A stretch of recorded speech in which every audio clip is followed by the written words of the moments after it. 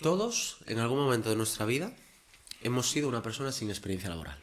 Que en los últimos 7 años, por ejemplo, se ha duplicado el número de bajas por depresión, por ansiedad, por problemas de salud mental en la empresa en general a nivel global. O sea, la salud mental dentro de la empresa es algo de lo que toca hablar. Pero tú al final, si tienes 3.000 candidaturas y tú llamas por teléfono a 3.000 personas y a cada una le dedicas media hora, tú estás invirtiendo 1.500 horas en un proceso que podrías haberle dedicado 20. ¿Puede o no la manera en la que vayas vestido o si tienes tatuajes o tu aspecto ser un hándicap positivo o negativo en una entrevista de trabajo? Que la primera impresión es importante, pero la primera impresión para mí de una persona no tiene que ver con cómo va vestido o vestida. Como mínimo, no tengamos miedo a preguntar a un entrevistador o una entrevistadora, a la persona de recursos humanos que esté en contacto con nosotros, qué debemos de tener en cuenta a lo largo del proceso. Hablamos del código de vestimenta como podríamos estar hablando de cualquier otra cosa, ¿no? Pero preguntemos, si preguntar es de sabios. Yo creo que las personas deben de esforzarse y mucho en buscar la felicidad cuando no son felices. La salud mental de las personas en contexto laboral está el doble de mal que hace 7 años.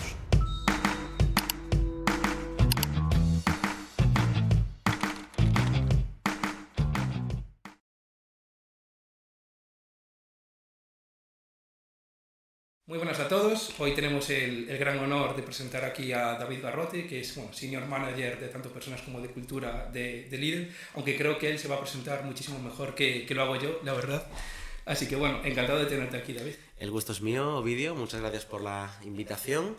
Yo, si me tengo que presentar, pues yo diría que al final soy un chaval de Narón, de una pequeña ciudad en Galicia, en la provincia de La Coruña, que estudió psicología en Santiago de Compostela, que se especializó en toda la parte de psicología organizacional, gestión de talento, conducta organizativa, etcétera. Y que en los últimos 10 años pues he ido haciendo carrera en el área de recursos humanos, especializándome sobre todo, o los proyectos que he tenido la suerte de poder liderar relacionados con innovación en recursos humanos, creación de nuevos departamentos, creación de proyectos relacionados con cambio cultural, ¿no? Y yo creo que eso es un poco lo que soy yo, aparte de una persona que le gusta viajar, que le gusta comer bien, que le gusta pasar tiempo con sus amigos, etcétera. Nada, muy bien, muy bien. Y como me comentabas eso, tenemos como que la sociedad en sí, el Departamento de Recursos Humanos, al final yo creo que la sociedad desde fuera solamente lo ve como que soy los encargados tanto de llevar las nóminas, de llevar los contratos o los despidos, ¿no? Entonces, quería que me comentaras así un poco cómo es realmente desde dentro el Departamento de Recursos Humanos en una empresa como en este caso sería Lidl u otras. Es una muy buena pregunta, mejor de lo que parece, porque ¿no? tiene una respuesta que requiere abstraernos un momento. Lo primero, pues partir de que cada empresa es un mundo y por lo tanto pues el departamento de recursos humanos de una multinacional no tendrá nada que ver con el de una pequeña o mediana empresa. Diferentes multinacionales en función del sector, pues no tiene nada que ver una empresa de retail con una empresa tecnológica, etcétera. Eso es como ¿no? el primer disclaimer. Y un segundo, que es que el área de recursos humanos es un área relativamente nueva, me explico, y de ahí viene justo lo que conecta con lo que tú dices. ¿Por qué se entiende muchas veces que recursos humanos pues es el área que paga la nómina y poco más? Porque históricamente, antes de los años 80, recursos humanos era el área de administración de personal, y eso era lo que se dedicaba. El área de recursos humanos normalmente integrado dentro de la estructura financiera de la empresa. De los años 80 hasta hoy, es decir, los últimos 40 años, ha ido evolucionando la función y de ahí los cambios de nomenclatura. Porque otra pregunta que me podrías decir es, oye, recursos humanos, personas y cultura, capital humano, ¿cuáles son las diferencias? Y esto tiene que ver con que el departamento de recursos humanos, pues de los 80 hasta aquí, ha ido evolucionando, centrándose más en la parte de gestión de personas, en la parte de gestión del capital humano, en la parte de la cultura, en la parte de las personas, en cómo conseguimos ¿no? que las personas estén a gusto en la empresa y que eso haga que la productividad y el rendimiento de la empresa mejoren. Entonces, partiendo de estas dos abstracciones, ¿no? por ponernos en contexto, ¿qué es el Departamento de Recursos Humanos? Más allá de que cada empresa sea un mundo, podríamos simplificarlo en que el Departamento de Recursos Humanos o el Departamento de Personas y Cultura es ese departamento que se dedica a todos los procesos que tienen que ver con el ciclo de vida de una persona en la empresa. Desde que descubres una empresa y te planteas trabajar en ella y entonces te dedicas a atraer talento hasta el proceso de selección, la incorporación, el onboarding, el acompañamiento en esos primeros días, la formación, tanto la inicial como la continua, el desarrollo de las personas, cómo las personas tienen que crecer dentro de la organización para que la organización funcione y compita en el mercado, todo lo que es la parte, ¿no?, de cuidar a nuestra gente, porque de poco sirve todo el esfuerzo que hemos hecho hasta ahora, ¿no?, desde esa atracción hasta ese desarrollo, si luego la gente, por no estar a gusto o porque no implementamos políticas que nos permitan cuidar de las personas, se nos va, ¿no? O aunque no se nos vaya, es incluso peor. Si no se nos van pero no están a gusto, eso es peor para el negocio, porque habrá menos productividad. Y luego, finalmente, en ocasiones, que se da también la desvinculación de las personas, ya sea porque se toma una decisión de despido, ya sea porque una persona se marcha, eso también es un punto de contacto donde recursos humanos puede procedimentar políticas y procesos que nos permitan hacerlo de la mejor manera posible. ¿Y cómo se gestiona el talento cuando sabes que tienes talento dentro de tu plantilla y al igual la competencia u otras empresas se los quiere, bueno, llevar de alguna forma? Y bueno, al final entiendo que pueden entrar conflictos tanto económicos como personales, incluso de ubicación, de bueno, viajes también. ¿Cómo lo gestionáis desde dentro? Bueno, la gestión del talento al final es una cuestión de entender el mercado. Eso, ¿no? Si tú me preguntas cómo se gestiona el talento internamente en la empresa y cómo se lidia con que las personas en ocasiones se marchen de la empresa porque hay, por ejemplo, otro competidor que paga mejor, ¿no? Eso podría suceder. En el fondo es entender, oye, ¿por qué hay alguien que en vez de comprar este producto de mi marca, lo compra de la marca de la competencia, ¿no? Porque alguien en vez de ir a mi supermercado va a otro, pues al final es el mercado y hay que entender tu posición en el mercado. Entonces, a nivel de gestión del talento es tal cual lo mismo. Tú tienes que entender perfectamente qué le puedes ofrecer y qué no a las personas de tu organización, tanto cuando haces un proceso de selección como cuando tienes que asumir que va a haber salidas, ¿no? Al final es entenderlo y naturalizarlo y preocuparte si de repente los ratios o los números se disparan. Es decir, si de repente estás teniendo muchas más fugas de talento de las que entiendes que deberías de tener por tu posición en el mercado, es que quizás estás haciendo algo mal. Pero no puedes asumir que no vas a tener ninguna fuga de talento. Es como si yo monto un negocio y pretendo que solo me compren a mí. Claro, es inviable. ¿Y cuánto porcentaje crees que sería lo perfecto entre talento versus esfuerzo, ¿no? Aquel debate que siempre se hace, que también lo tuvimos con Inés hace ya unos cuantos podcasts, de eso, de cuánto porcentaje crees que sería el perfil perfecto para cualquier tipo de trabajo. Al igual para un director, pues hace, en mi opinión, bueno, no, al final da igual. Yo creo que da igual tanto talento como esfuerzo el porcentaje. Para ti, ¿cuál sería lo ideal? ¿50-50? ¿Más talento que esfuerzo? ¿Más esfuerzo que talento? Hombre, el debate esfuerzo versus talento es algo de lo que históricamente se ha hablado mucho, pero a mí lo que me preocupa es cuando se habla de esfuerzo versus talento en redes sociales, ¿no? Yo soy muy anti, según qué post de LinkedIn, de esfuerzo versus talento, jefe versus líder, ¿no? Empresas que cuidan versus empresas que maltratan. Y dicen, bueno, vamos a ver, el mundo no es ni blanco ni negro, el mundo es gris. Entonces, ¿esfuerzo o talento? Talento es una palabra que, aunque la tengo que usar por mi disciplina profesional, es una palabra que no me termina de gustar si no explicamos muy bien a qué nos referimos por talento, ¿no? Me gusta pensar que el talento es eso que tiene una persona que le permite hacer algo muy bien, por simplificarlo mucho, ¿no? Estoy de acuerdo. Claro, entonces eso podría ser una definición de talento. Podría haber más, pero si partimos de que el talento es eso que le permite a una persona hacer algo muy bien, no está reñido con el esfuerzo. Yo puedo tener mucho talento para algo, ¿no? Yo, por ejemplo, pues yo qué sé, yo escribo en prensa a veces y yo puedo tener más o menos talento para los artículos que escribo en prensa, pero no está reñido con el esfuerzo. Si yo me esfuerzo mucho, desarrollaré mayor talento en esto, y si yo me esfuerzo poco, pues publicaré menos a menudo, ¿no? Quizás la pregunta sea si el talento es algo innato o el talento es algo que se desarrolla. Y si se desarrolla requerirá de esfuerzo igualmente, ¿no? Si es algo innato, no lo creo. Sí que creo que todos partimos de capacidades diferentes para diferentes actividades. Oye, pues todos sabemos que hay gente que se le dan mejor los deportes. Todos sabemos que hay gente que se le da mejor escribir. Todos sabemos que hay gente que se le dan mejor las mates, ¿no? Y al final, lo inteligente aquí, bajo mi criterio, es conocerte muy bien a ti mismo, mirarte al espejo, hacer autocrítica, saber en qué, aunque te encantaría ser muy bueno, pues quizás no es tu gran fortaleza, decidir si tienes que trabajar en mejorarlo o no, y de nuevo, esa autocrítica la puedes hacer en positivo y decir, hombre, pero es que yo en esto creo que tengo talento, esto se me da bien, en esto si me esfuerzo me desarrollaré. Y ahí dices, oye, pues si por ejemplo tú crees que no se te da mal escribir y te apetece escribir y te esfuerzas por escribir, pues podrás fantasear con publicar un libro. Y si te esfuerzas, seguramente llegarás. Pero por más que tengas cierto talento innato para escribir, si no te esfuerzas jamás publicarás un libro. Inviable. Sí, bueno, yo creo que un ejemplo más básico, que creo que todos conocemos, es el debate de quién es mejor, Messi o Ronaldo. Cristiano Ronaldo. Yo, bueno, soy culé de toda la vida, así que me decanto un poco más por Messi, y porque yo creo que Messi al final es talento innato, pero que obviamente sin un esfuerzo diario no llegaría a ser quien es a día de hoy. Y al igual que Ronaldo, Ronaldo creo que tiene talento, pero no tanto como Leo, pero sí que es cierto que a través de todo tiene muchísimo más esfuerzo Ronaldo, al igual en su día a día, y a través de este esfuerzo sí que consiguió igualar y comer en la misma mesa que Messi, ¿no? Y conseguir ese talento bueno, que se le reconoce a día de hoy. Yo sí, si me lo permites, Ovidio, si hablamos de quién tiene más talento, ¿no? Cristiano Ronaldo o Messi, o si hablamos de cuál tiene más cultura del esfuerzo, Cristiano Ronaldo o Messi, me parece exactamente el mismo debate sin sentido que cuando hablamos de esfuerzo versus talento, porque no tengo ninguna duda de que tanto, y no soy muy futbolero yo, pero tanto Messi como Cristiano Ronaldo, probablemente tanto en cultura del esfuerzo, en lo que a deportistas se refiere, están en el 0,1% más alto de la población, y probablemente en lo que a talento innato se refiere, ambos estén en el 0,1% con mayor talento innato de la población, porque por eso son probablemente, y no soy muy futbolero, pero dos de los mayores futbolistas de la historia en cuanto a talento y en cuanto a esfuerzo, ¿no? Y yo creo que eso nos lo podemos llevar al día a día, porque, insisto, la cultura de las redes sociales que se dedica a contraponer conceptos como si fuera lo uno o lo otro, soy muy hater, muy hater. A ver, sí, está claro que los dos, bueno, son totalmente profesionales, pero bueno, yo como soy culé...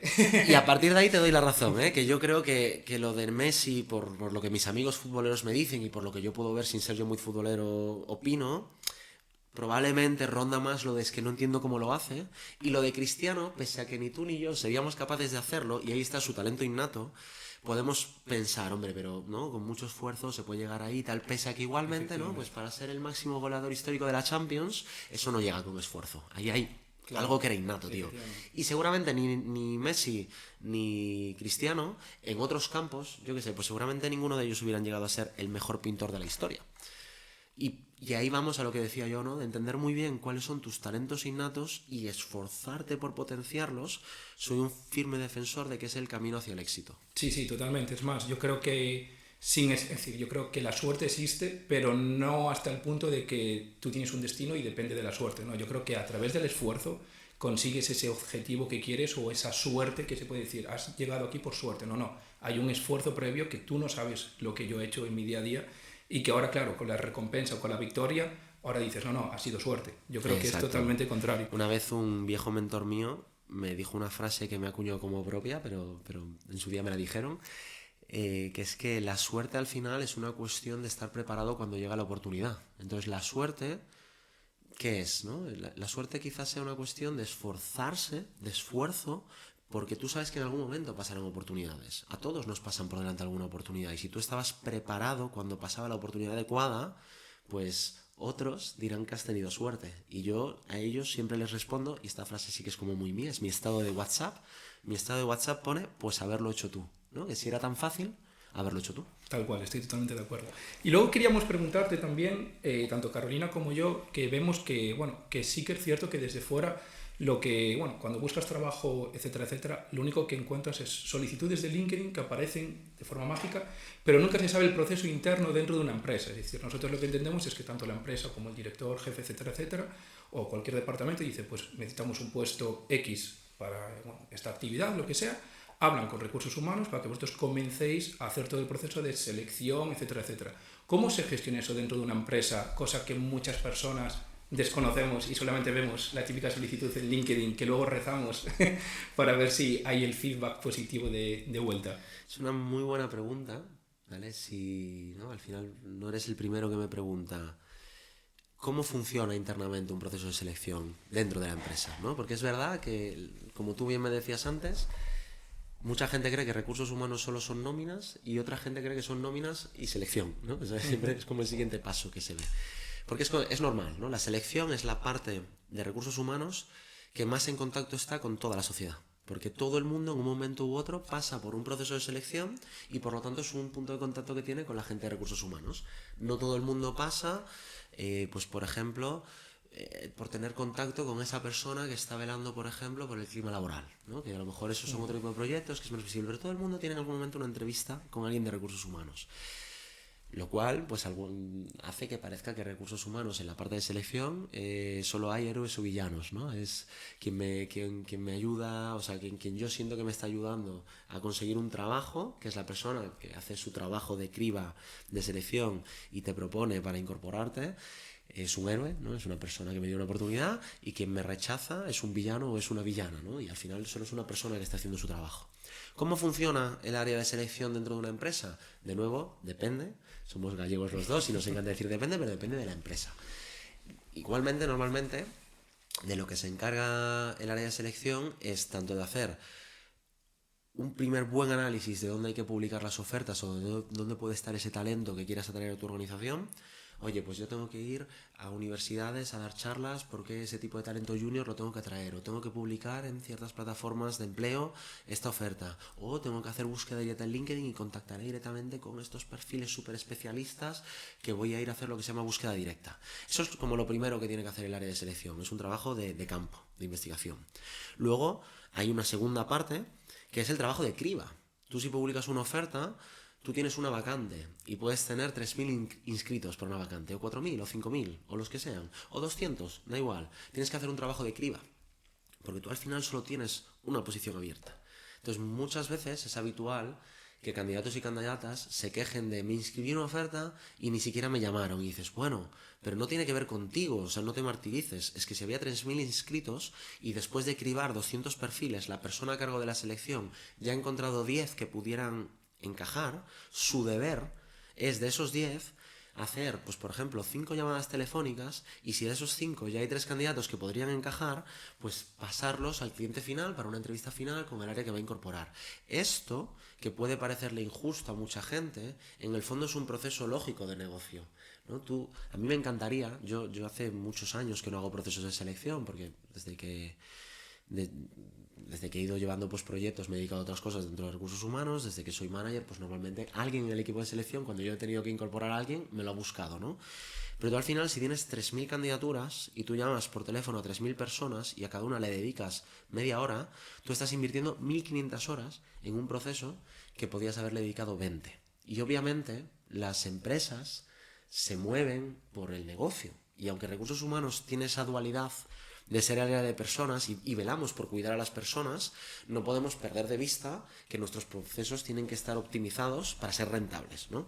Entonces, esa primera parte es la criba, y después ya entra pues lo que todo el mundo ya sí que ve, ¿no? Que es, me ha llamado una persona de selección, me ha mandado un email, me han descartado, me han puesto en contacto con otra persona, y después de eso igualmente tienes que cerrar el proceso, ¿no? Pues todo lo que son informes, tal, no sé qué, mejora continua, pero un poco esa parte de selección que normalmente no se ve, como tú decías, ¿no? Y que la gente tiene curiosidad de cómo funciona por dentro, yo diría que funciona como cualquier otra parte de la empresa, creando procesos que sean lo más óptimos posibles, con esa salvaguarda de que tenemos que tener una especial sensibilidad, porque en el fondo, Ovidio, si tú te inscribes a una oferta de empleo para trabajar conmigo, yo igualmente si yo te descarto por cualquiera de los supuestos que he puesto antes, o porque tu perfil no encaja, o porque hay otra persona que encaja mejor y solo voy a incorporar a uno, igual tú encajas magníficamente en mi equipo, pero igual hay otra candidatura que encaja magníficamente más uno, pues esa persona se va a incorporar. Yo tengo que tener una sensibilidad especial contigo a la hora de comunicarte que no vas a seguir formando parte del proceso, y ese es uno de los grandes retos que tiene normalmente el área de selección, ¿no? De que pese a que hay que ser óptimos en los procesos, nunca hay que deshumanizar a las personas. Es un proceso, pero tú no estás trabajando con macetas, tú estás trabajando con personas. Claro, con personas que, bueno, que sienten y que luego le puede repercutir un no en una entrevista, etcétera, etcétera. Y bueno, de acuerdo con lo que estábamos comentando ahora, es cierto que nuestro público objetivo del podcast al final tiene, bueno, ronda los 16, 18 años, hasta incluso los 30, 35, sobre todo por redes sociales. Y queríamos preguntarte cómo es, bueno, pues yo entiendo tanto, bueno, ahora mi quinta, ¿no? Que yo cumplo ahora 24, al final también está la universidad y yo terminando el máster, y bueno, muchos de ellos tienen el miedo de que tú a través del máster o a través de la universidad empiezas, bueno, haces prácticas en empresa, y si tienes la suerte de que al final te acaban contratando, genial, ya coges experiencia, etcétera, etcétera, y luego ya tienes ese proceso de facilidad, porque ya tienes una experiencia previa. Pero muchos de ellos, al final la empresa, bueno, pues es una empresa de prácticas, es algo, bueno, temporal, y se ponen a hacer un máster o simplemente se ponen a buscar trabajo. ¿Cómo es asumir una entrevista de trabajo sin tener experiencia previa, tips que les puedas recomendar, etcétera, etcétera? Al igual es una pregunta así muy, muy complicada o muy genérica, No, es una no buena lo sé. pregunta. Es una buena pregunta, Ovidio. Todos, en algún momento de nuestra vida, hemos sido una persona sin experiencia laboral. Todos. Entonces, obviamente, a medida que vas teniendo más experiencias laborales, en principio debería de ser más fácil enfrentarse a una entrevista de trabajo. Ojo, digo en principio porque es verdad que según cuáles hayan sido tus experiencias laborales, según cuál sea la entrevista de trabajo a la que te enfrentas, a veces toda la experiencia previa te puede restar más que sumar, ¿no? Me explico, si tú cuando estabas recién titulado de la universidad fantaseabas con llegar a ser director financiero de una empresa, eso requiere de que en la siguiente década, la década hasta los 30, hayas podido dar ciertos saltos profesionales que te permita dar otro en la década de los 30 a los 40 y quizás en un momento de tu vida más avanzado puedas tener una posición de dirección financiera, por ejemplo, en una multinacional. Obviamente si hablamos de pequeñas startups, los pasos son diferentes, pero quiero decir que al final, a priori, la carrera profesional que hagas pues facilitará que puedas tener más éxito o menos éxito en los procesos de selección. Ahora bien, como decía al principio, todos en algún momento nos hemos enfrentado a un proceso de selección, a una entrevista de trabajo sin experiencia previa. ¿Qué quiero decir con esto? Que si tú has escogido adecuadamente a qué oferta de trabajo tienes que inscribirte, eso no debería de ser un problema. Si tú tienes 23 o 24 años, poca o nula experiencia laboral y aplicas una posición de director financiero, lo normal sería que no llegaras ni a la entrevista. Lo normal. Salvo que algo muy raro haya pasado, como que hayas mentido en el proceso, en el currículum, que no se debe y que además es un gran error porque cruz y raya eso se pilla enseguida.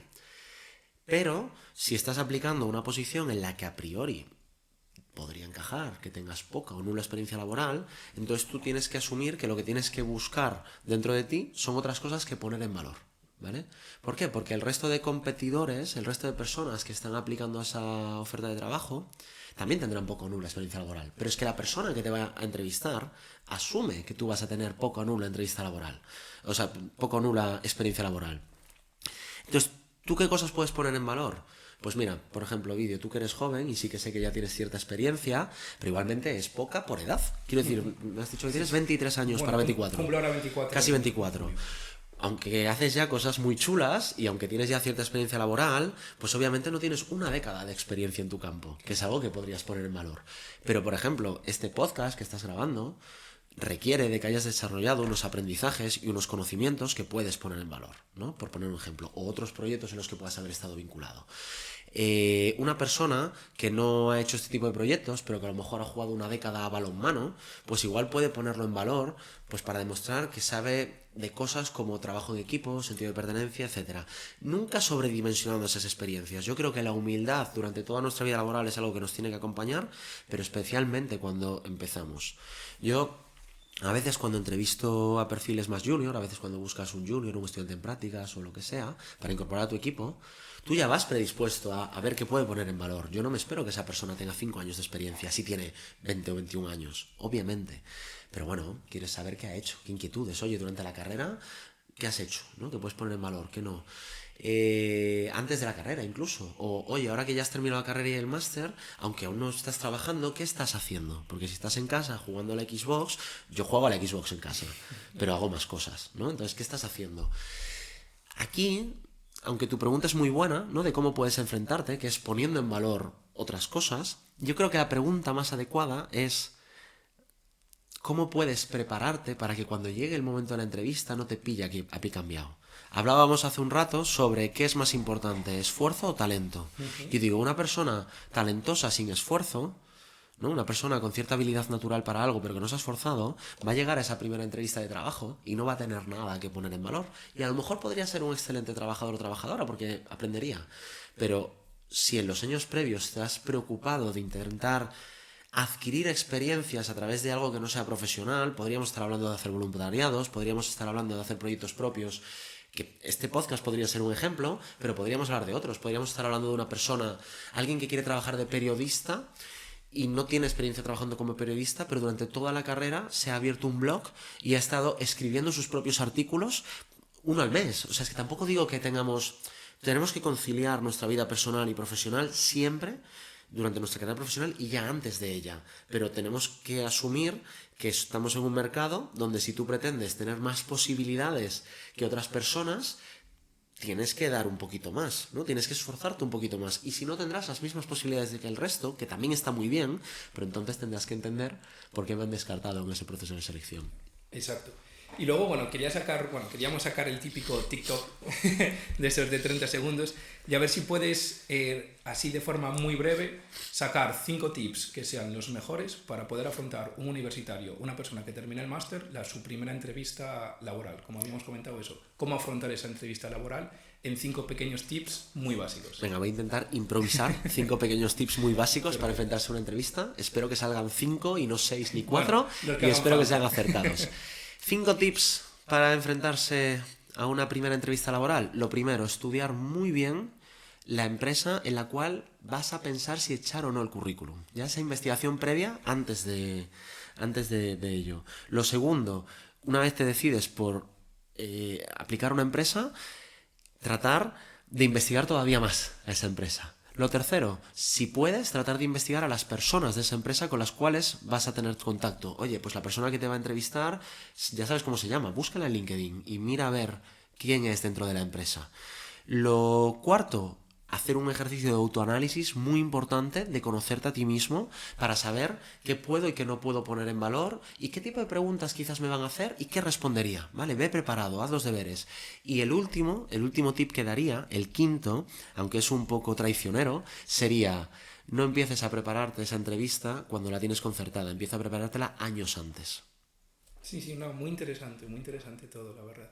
Y luego teníamos, hay el típico debate social que, incluso de aquellas mi madre cuando yo era un joven, pues también me lo decía, y era el tema de tatuajes, la forma de vestir de cara a la primera entrevista, ¿no? La primera imagen, incluso creo que salió, no sé si fue el CEO de Apple o incluso Elon Musk, el dueño de Tesla y SpaceX, diciendo eso, que al final la primera imagen es lo fundamental, ir bien vestido, porque esa persona que tienes enfrente no te conoce de nada. Otra cosa es que si ya eres Elon Musk, puedes ir en chándal, porque te lo puedes permitir y porque todo el mundo te conoce. Pero eso, el tema de tatuajes o la forma de vestir, ir bien vestido, ir arreglado, etcétera, etcétera, puede ser un filtro de descarte de cara a la primera entrevista o de cara a un puesto de trabajo específico. ¿Puede o no la manera en la que vayas vestido o si tienes tatuajes o tu aspecto ser un hándicap positivo o negativo en una entrevista de trabajo? No debería, ¿vale? No debería en ningún momento. Desde luego, para mí no lo sería si soy yo la persona que te tiene delante en una entrevista. Pero es verdad, por otro lado, que tenemos que plantearnos otra pregunta, que es: ¿qué quiere decir, por ejemplo, ir bien vestido? Pues va a depender de la empresa, ¿no? ¿Qué quiere decir ir bien vestido? ¿Qué quiere decir dar una buena primera impresión? Dependerá del contexto, ¿no? Si estamos en una entrevista para un sector... Pienso, por ejemplo, en el sector banca, donde históricamente pues la gente, cada vez menos, pero la gente iba de traje, corbata, pues a lo mejor tú puedes hacer los deberes e investigar en esa empresa qué se va a esperar de mí y quizás tenga sentido que yo vaya de traje a la entrevista. Pero igual vas a la entrevista de traje y el que te está entrevistando va en camiseta y bambas porque tú no sabías que esa empresa ya no trabaja así y te juega en contra. Entonces yo aquí pondría en valor la honestidad y la humildad de por qué no preguntarle al entrevistador cuando te convoca a una entrevista, por qué no preguntarle: oye, ¿cuál es el código de vestimenta de la empresa? Ostras, Es pues que, ¿por qué no? nunca lo había pensado, lo de preguntarle el código de vestimenta así. Claro, ¿por qué no? Muestra interés, de hecho, muestra interés. Entonces, partiendo de ahí, David Garrote como individuo es una persona que no le da importancia a estas cosas y que no me gustan las empresas que le dan importancia a estas cosas, porque yo creo que la primera impresión es importante, pero la primera impresión para mí de una persona no tiene que ver con cómo va vestido o vestida. Es la educación. Es la educación, es la humildad, son los modales, son los valores, es lo que me transmite cuando hablamos, que seas una persona interesante, no interesante, que te hayas preparado la entrevista. Sí, claro, si llegas a una entrevista conmigo y yo te pregunto: oye, ¿por qué te gustaría trabajar aquí? Y tú me dices: no lo sé. Hombre, pues me vas a generar una primera impresión de ya no voy a decir que sea buena ni mala, pero la primera impresión que me generes va a ser, Desinterés. se ha apuntado, exacto, se ha apuntado a este proceso como a tantos otros y le da igual entrar o no. Sin embargo, si yo te digo, ¿por qué te gustaría trabajar aquí?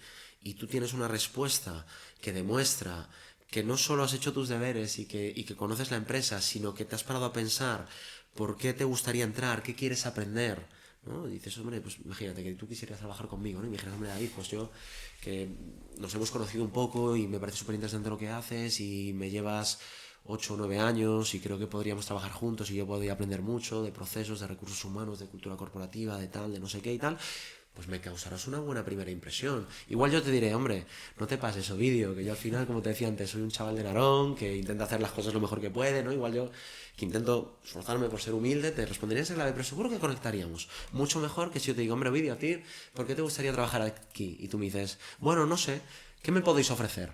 Y yo te responderé, ¿eh? Y te intentaré, y si yo creo que tú eres el perfil que tiene que trabajar conmigo, yo te intentaré convencer de trabajar conmigo, pero la primera impresión ya va a ser Es otra. mala, sí. No digo que sea mala, digo que va a ser otra. Sí, ya no es lo mismo que mostrar ese No vamos a interés. poner etiquetas, porque a lo mejor, oye, a lo mejor no es mala, porque cada persona con su momento. A lo mejor tú no te has podido preparar la entrevista porque tienes unas circunstancias personales ahora mismo que no te lo han permitido. A mí personalmente no me generaría una mala impresión, pero igual a otros sí. Puede ser. Aunque bueno, yo creo que discrepo un poco con tu opinión en el sentido de que sí que es cierto que el 98% de los puestos de trabajo es cierto que el código de vestimenta o llevar tatuajes o llevar piercing o lo que sea es totalmente indiferente, es decir, se valora mucho más la educación, la honestidad, etcétera, etcétera. Pero yo también creo que los puestos que al igual son cara al público, sobre todo una persona que trabaja cara al público está representando una imagen de marca y también depende del valor de que esa marca quiera transmitir a sus clientes. Entonces yo, por ejemplo, puedo entender que al igual seas recepcionista, seas mujer o seas hombre, es indiferente, cara al público en un hotel de 5 estrellas, al igual pues el hotel prefiere coger a una persona que aparenta, bueno, pues tener un perfil al igual más... Bueno, es que no quiero tampoco meterme yo aquí en meollos. Claro. No, pero entiendo por dónde vas. Venga, No te sé saco si- yo no sé del. si me puedes explicar. Te saco del lío en el que estabas Claro. a punto de meterte. Sí. Y de nuevo, la respuesta del gallego. Depende, ¿no? A ver, es verdad, ¿no? Esto es lo que le llaman a veces el efecto halo, ¿no? O según qué tipo de sesgos psicológicos que te dicen, claro, tú me acabas de definir un hotel de 5 estrellas, super top, ¿no? Claro, al Unas- final no deja de tal. ser algo muy puntual. No, pero es que quizás sea un hotel de 5 estrellas, de temática súper rockera, ¿no? De temática como. O de temática de estilo cyberpunk, por ejemplo. Quiero decir que. Y pueden ser 5 estrellas igual, ¿eh? Y puede ser un hotel carísimo. Y a lo mejor al revés, que sea una persona súper tatuada, ¿no? Incluso con parte de la cara tatuada, a lo mejor hasta suma. Porque No, encaja con. Incluso una persona de ese perfil vende o hace mucho mejor su trabajo que una persona Claro. totalmente opuesta. Es decir, eso no tiene nada que ver, pero sí que la primera imagen de un cliente, al igual entrar en un hotel, pues no sé, es como que llama más que sea un hotel. Pero ahí voy a lo que o al te igual es algo decía. más tradicional que llevamos ya viviendo estos últimos siglos, ¿sabes? Ahí voy a lo que te decía O antes, décadas. Ovidio. Yo si algo le puedo recomendar a nuestra audiencia, que por lo que tengo entendido tenéis un público joven, interesado en estas cosas, si algo les puedo recomendar es que hagan los deberes. Que tú puedes... Ese mismo ejemplo, el del hotel de 5 estrellas, puede ser que si vas a la entrevista pues muy maqueado, como vas tú hoy, ¿no? Con americana, jersey de cuello vuelto, tal, ¿no? Que vas muy arreglado. La primera vez que hay que salir bien. Pero lo digo como piropo y como cumplido, ¿eh? Vas muy bien. Pero puede ser que si vas con esta apariencia, sume puntos, porque ese hotel tiene un código de vestimenta procedimentado que pide eso. O podría ser incluso que los restase si fuera el de mi ejemplo, que es verdad Claro, que es más habitual tu ejemplo. Ujú. Pero hagamos los deberes, ¿no? Claro. Incluso preguntemos lo que te decía antes, ¿no? Preguntémosle a la persona que nos ha convocado al proceso de selección, no cómo tengo que ir vestido, que esto suena raro, pero ¿no suena mucho mejor preguntar cuál es el código de vestimenta de la empresa? La cultura de vestimenta de todos los trabajadores en Claro. Correcto. Sí, ahí estoy de acuerdo contigo. Y que al final eso, que independientemente de vistes de una forma o de otra, al final una persona que viste tipo A puede vender o puede hacer mucho mejor su trabajo que la persona que vende tipo B o viceversa. Es decir, al final no deja de menospreciar Esa es otra, ¿eh? O sea, No tiene nada que ver. nos hemos como atascado dos Sí. o tres preguntas hablando de la primera imagen y lo primero, y quiero recordarlo una vez más, lo primero que yo te insistía es que las primeras imágenes engañan y no deberíamos, y aquí me sale el psicólogo organizacional que llevo dentro, ¿no? Porque yo soy David, profesional de recursos humanos, HR manager, lo que tú quieras, ¿no? Como quieras llamarlo, que obviamente pues tengo un componente business de empresa muy fuerte en el ADN, pero en la esencia soy un psicólogo organizacional, entonces al final estas cosas, ¿no? La cabra tira al monte y a uno pues le preocupan y no deberíamos nunca de dejarnos llevar por las primeras impresiones, porque ¿qué tendrá que ver cómo tú hayas venido vestido en una entrevista con tus capacidades, con tus ganas, con tu actitud, con tu aptitud? Que al igual luego no trabajo ¿Por qué nada. no le damos la vuelta a la pregunta? ¿Por qué no nos preguntamos por qué no directamente la persona que te convoca a una entrevista de trabajo, si el código de vestimenta va a tener un peso, ¿por qué no te lo indica? ¿Por qué tenemos que poner la responsabilidad? Incluso hacer citas a ciegas Claro. y no valorar la vestimenta o el Claro. perfil físico de una Esto es persona. como cuando antes yo te decía que al final el Departamento de Recursos Humanos, cuando hablábamos del área de selección, pero el Departamento de Recursos Humanos en concreto, es un departamento muy de negocio, ¿vale? Es un departamento que al final tiene que optimizar procesos en pos de la eficiencia, porque cualquier empresa busca la rentabilidad y tú tienes una serie de procesos relacionados con personas que tienes que hacer de una forma eficiente, pero a la vez el Departamento de Recursos Humanos lleva ese doble sombrero, que es lo que hace que sea un departamento a veces tan complicado de encontrar el punto de equilibrio, que es que no vale con hacerlo todo de la forma más eficiente, porque eres el área de personas y hay que cuidar de la gente, porque eso a su vez es otro indicador de tu área de negocio, que es que cuando no cuidas de la gente, el negocio va peor. Entonces, claro, esa dicotomía en la que vive siempre el Departamento de Recursos Humanos entre optimización de procesos versus cuidar de las personas, conecta con lo que me estabas diciendo. ¿Por qué trasladamos al candidato la responsabilidad de el código de vestimenta a una entrevista? Es que no tiene por qué saberlo. ¿Por qué no somos nosotros quienes, si tenemos un código de vestimenta, se lo adjuntamos por email en un PDF con cosas que deberías de considerar antes de venir a la entrevista? En la empresa, bla, bla, bla, tenemos este código de vestimenta. Por lo tanto, aunque obviamente aún no eres un trabajador nuestro o una trabajadora nuestra, estaría bien, ¿no? que acudieses a la entrevista teniendo en cuenta o ya conociendo esto. Luego ya, si tú quieres venir en chándal y aquí trabajamos de traje y corbata, entonces ya sí que puedo yo poner la responsabilidad sobre ti y decir, hombre, que no se habrá ni mirado esto, ¿no? Pero bueno, yo creo que es una reflexión buena, ¿no? La de, como mínimo, no tengamos miedo a preguntar a un entrevistador, una entrevistadora, a la persona de recursos humanos que está en contacto con nosotros, qué debemos de tener en cuenta a lo largo del proceso. Hablamos del código de vestimenta como podríamos estar hablando de cualquier otra cosa, ¿no? Pero preguntemos, si preguntar es de sabios. Sí, yo totalmente de acuerdo y creo que la mejor conclusión es eso, poder preguntar a la persona que nos va a hacer la entrevista cuál es el código, cuál es la cultura de vestimenta que tiene la empresa, tanto para el puesto específico al cual estoy echando currículum o de forma genérica cuál es la filosofía de vestimenta o el perfil que hay ahí en ese sentido. Y luego de acuerdo con lo que estábamos comentando de cuidar a la gente dentro de la empresa, vamos a hablar de un tema así un poco tabú, que es la salud mental. Vale. Y hablamos de salud mental con el Departamento de Recursos Humanos, que supongo que estáis ahí en primera línea de batalla con todos los trabajadores. Y bueno, eso, entiendo que después de la triste cuarentena y del COVID-19 que nos afectó a todos, tanto a las personas, al 100% de personas, entiendo que también a las empresas les afectó, sacando eso, trabajos como el teletrabajo, aunque bueno, los CEOs creo que eran de Tesla, Nike y Apple, estaban en contra últimamente del teletrabajo, pero bueno, eso ya es otro debate. ¿Cómo se gestiona la salud mental de llevar pues el día a día con toda la plantilla de una empresa? Es una muy buena pregunta, porque además me has lanzado como un montón de Son mensajes dentro y voy a intentar colocarlas todas, ¿no? Entonces, ¿no? Por darte un poco como una introducción, vamos de lo global a lo concreto. Salud mental dentro de la empresa, ¿vale? La salud mental dentro de la empresa es un tema de rabiosa actualidad. O sea, la salud mental dentro de la empresa es algo de lo que toca hablar. ¿Pero por qué toca hablar? Toca hablar porque las personas están preocupadas por su salud mental y eso es algo que yo creo que es bueno.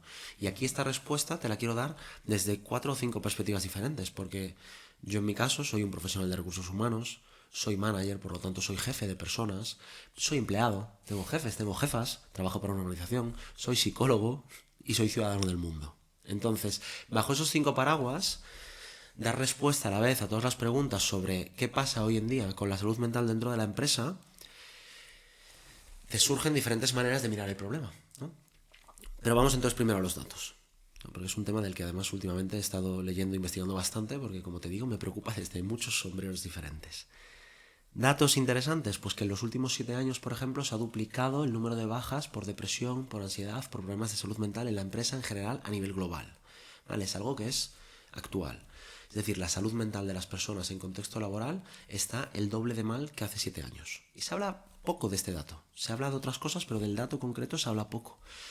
¿A qué se debe esto? A múltiples factores. Bajo mi criterio, hay uno muy importante que es del que menos se habla, que es el de que vivir hoy en día en Occidente es cada vez más complicado. Partamos de esa realidad, ¿no?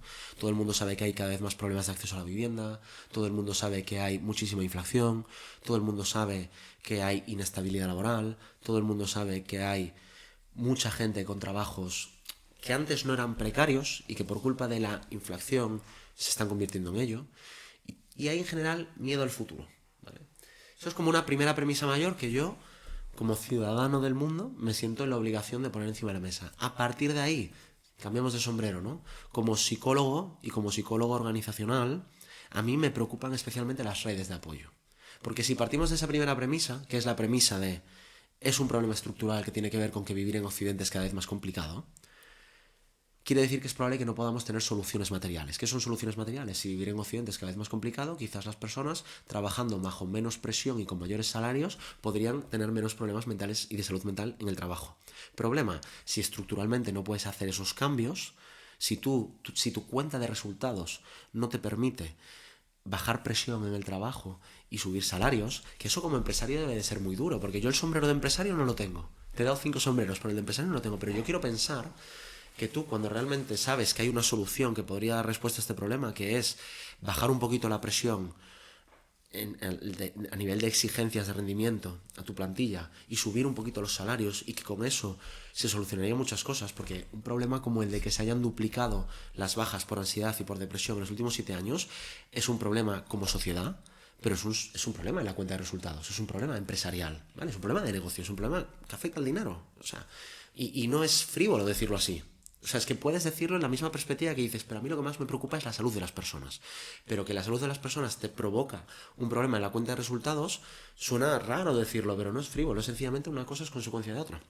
Entonces, como psicólogo organizacional, a mí lo que me preocupa es que cuando no tienes condiciones materiales suficientes para solucionar el problema con lo que objetivamente lo solucionarías, lo que te quedan son las redes de apoyo. Y eso sí que es muy importante, que es cómo podemos en la empresa construir redes de apoyo para que bajo esa premisa de explicar con mucha transparencia, pues que oye, tendremos que remar todos juntos para que la empresa salga adelante, porque peor estaremos tú y yo si quebramos, ¿no? O sea, es como cuando al final es un problema entre muchas partes.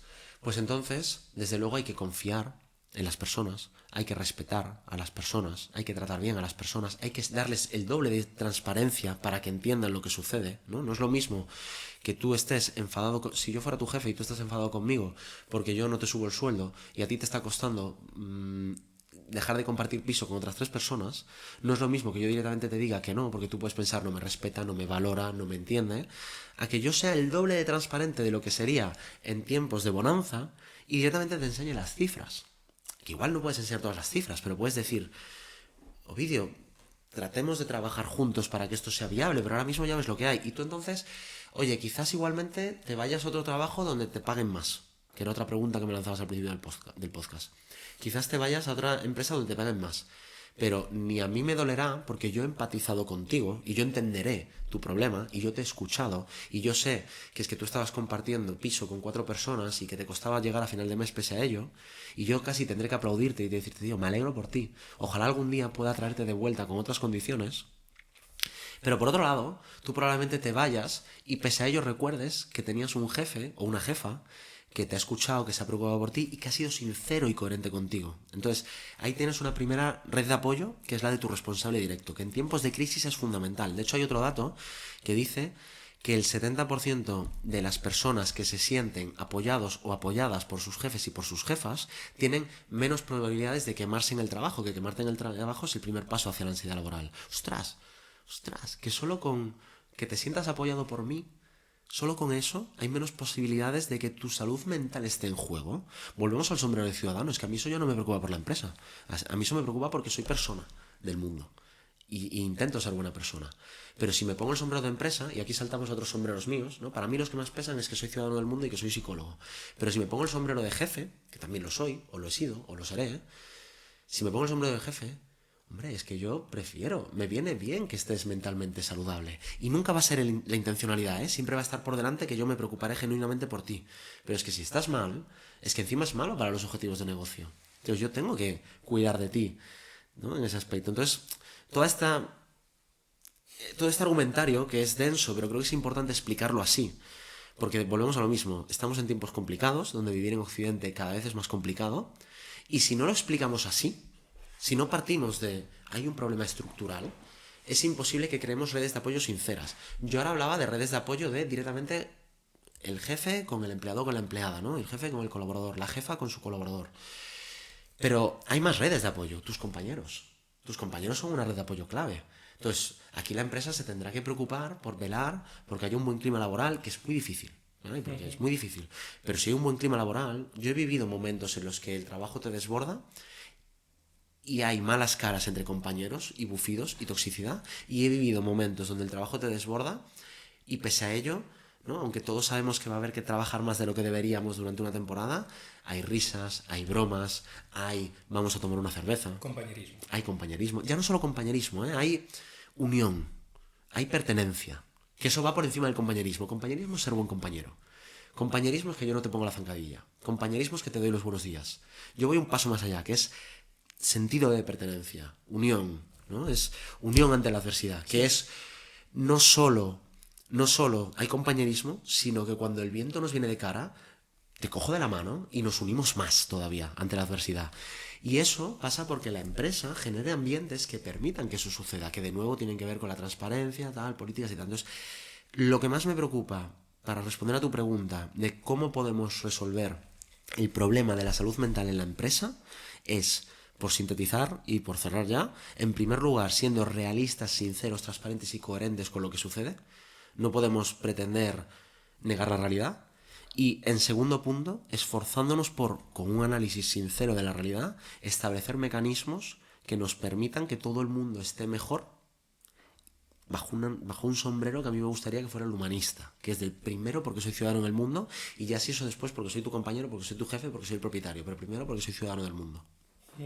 Interesante, la verdad. En plan, súper de acuerdo con todo lo que has comentado. Y bueno, como ya te comenté antes, nosotros, bueno, a todos los invitados siempre nos deja una pregunta al siguiente invitado, pero sin saber qué invitado es. Vale. Y nuestro entrevistado anterior de la semana pasada fue Kai, diputado del BNG, Vale. y dejó la siguiente pregunta, que te coge por sorpresa, Vale.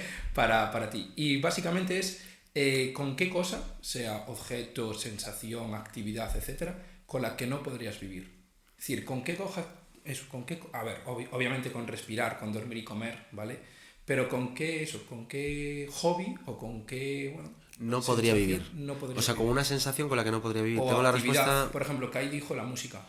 La música, que sin la música él no podría vivir. Vale, además vale. Es músico, bueno, toca, tal. Y Entiendo la pregunta. Uh-huh.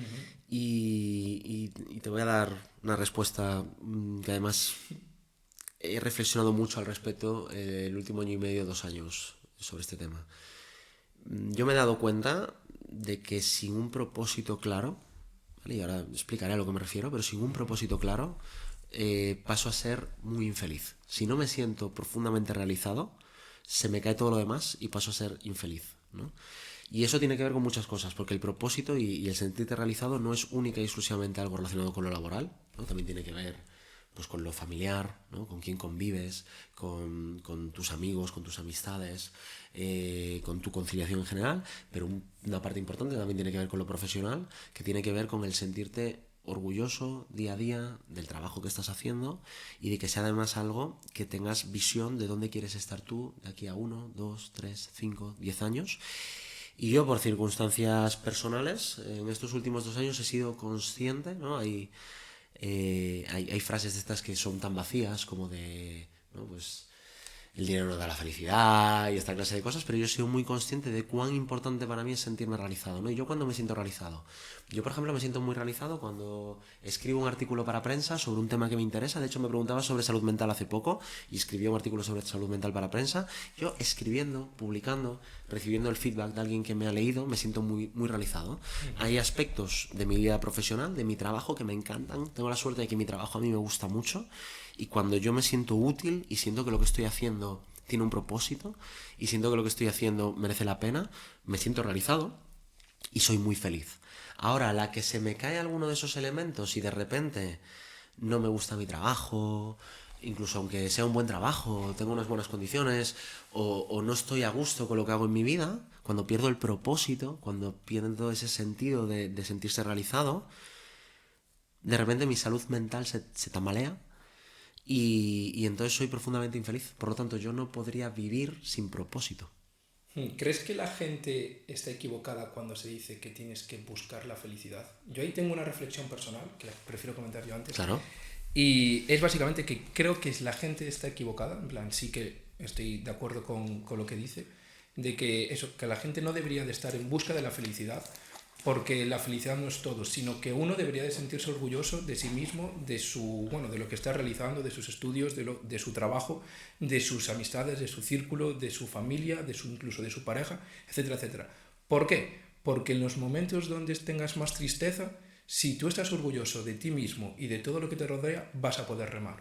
Y luego ya conseguirás la felicidad. ¿Qué opinas al respecto? Estoy de acuerdo con tu punto, ¿no? Las personas deben o no de buscar la felicidad. Estoy de acuerdo en parte con tu opinión, pero ¿qué opino yo sobre si las personas deben de buscar o no la felicidad?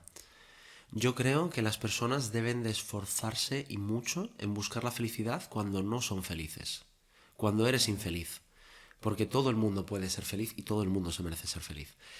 Y hay etapas en las que somos más felices, menos felices, pero si eres infeliz en una etapa, entonces toca hacer análisis, toca hacer reflexión, toca hacer autocrítica y toca ser valientes. Yo llevo una temporada en la que hay varias personas de mi entorno, no más directo, pero ¿no? Pues a lo mejor algún compañero de trabajo o alguna persona que me ha contado alguna decisión difícil que ha tenido que tomar, como por ejemplo, he decidido dejar mi trabajo donde tenía un contrato indefinido, sin nada, sin tener otro trabajo, porque no me estaba sintiendo realizado o realizada y no sentía que me valoraban y, y entonces lo he dejado para buscar un cambio.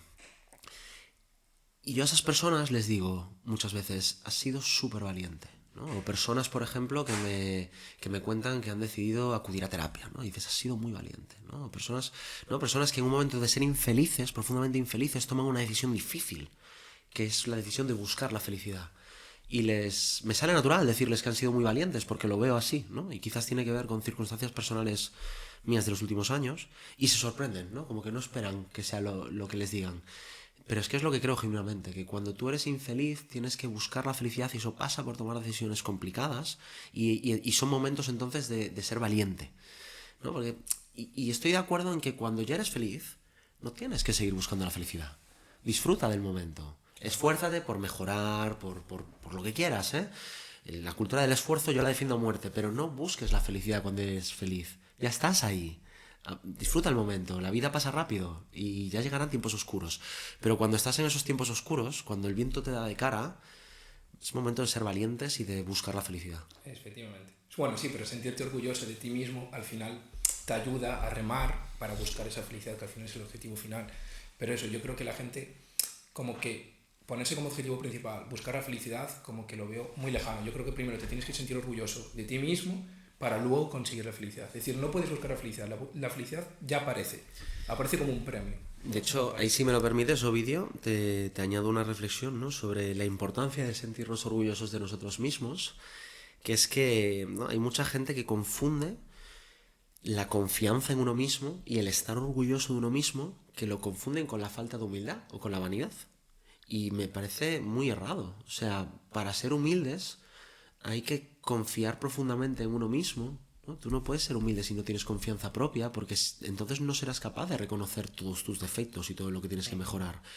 Y yo creo que la confianza en nosotros mismos y el estar orgullosos de lo que hacemos es algo fundamental.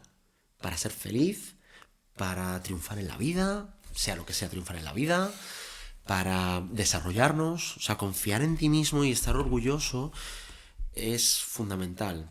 Pero, por otro lado, tienes que ser humilde para poder mejorar. Porque si no eres humilde no vas a poder mirarte al espejo y ver todos los defectos que tienes. Pero no está reñido con confiar en ti mismo y no está reñido con estar orgulloso de lo hecho. Yo puedo estar orgulloso de lo que he hecho los últimos 10 años de mi carrera profesional, que lo estoy y mucho. Tengo mucha confianza en mí mismo, no me importa enfrentarme a retos y a lo que me echen encima, porque sé que cuando me caigo me levanto, sé que encuentro maneras de resolver los problemas que vengan, pero no está ligado con tener la humildad de ser consciente de todos los defectos que tienes y todo lo que quieres seguir mejorando.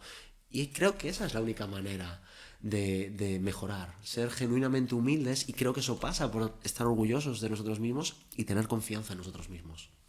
Estoy de acuerdo. Pero bueno, ahora ya para terminar el podcast, que llevamos ya bastante tiempo, la verdad, bueno, al final eso, como te comentaba, la pregunta que nos deja el anterior invitado te la hemos realizado y ahora tú tienes que dejar una pregunta, la que tú quieras, de forma abierta al siguiente invitado que desconocemos quién es, o sea chico o chica, no sabemos quién es.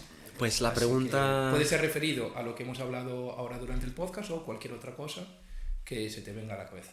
La pregunta que le voy a lanzar al próximo invitado o invitada es: ¿qué hacer en esos momentos en los que tomas conciencia, o qué haces tú en esos momentos en los que tomas conciencia de que quizás tu salud mental en el trabajo no está en su mejor momento, ¿no? ¿Qué hacer en esos momentos en los que algo te sobrepasa, esos momentos en los que te entran dudas sobre ti mismo, esos momentos en los que eres infeliz y el motivo tiene que ver con el trabajo?